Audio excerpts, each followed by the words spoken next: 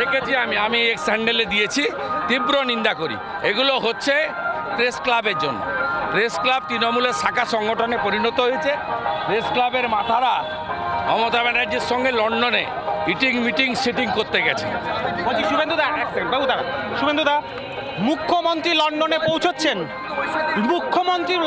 পৌঁছাচ্ছেন যখন কি জি 24 ঘন্টার মাথা ব্যথা হতে পারে, পশ্চিমবাংলার জনগণের মাথা ব্যথা নেই।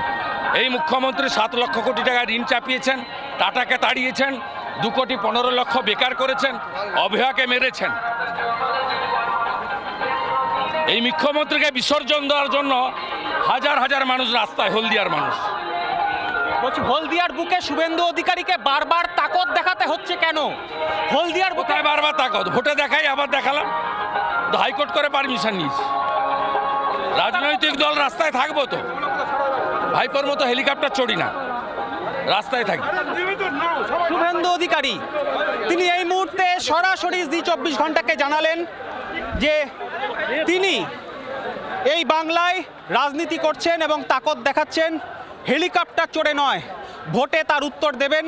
সেই হুঁশিয়ারি এই মুহূর্তে হলদিয়ার বুকে দাঁড়িয়ে দিলেন শুভেন্দু অধিকারী। আর কিছুক্ষণের মধ্যে মিছিল শেষ হচ্ছে, সভামঞ্চের কাছে এসে তিনি কিন্তু কার্যত তোপ দাগলেন, এমনকি প্রশ্ন তুললেন মুখ্যমন্ত্রী লন্ডন সফর নিয়েও। জি 24 ঘন্টার জন্য ক্যামেরায় জয়ন্তর সঙ্গে কমলাক্ষ ভট্টাচার্য, হলদিয়া।